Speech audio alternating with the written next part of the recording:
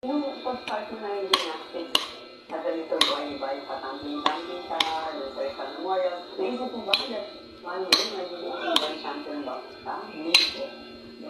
Kaya siya ang doctors, pangarap na mag-Olympics. Dito sa Pilipinas, tatapusin mo ba? Ngayon, higit pa sa pinangarap ni Kaloy ang kanyang nakamit dahil nakuha niya ang kanyang ikalawang ginto sa Paris Olympics. Ayon kay Teacher Ezra, naiyak siya nang makitang manalo si Carlos at parang nakita niya ulit ang batang minsan kanyang inalagaan. Double touch na madaming. Ginagawa na po niya, elementary pa lang.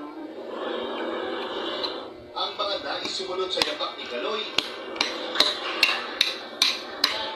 nasa gym na at nag-i-ensayo gaya ng 10 taong kulang na si Gio na nagpuyat para mapanood ang Golden Boy ng Pinas. Sumigaw po ako sa sobrang saya.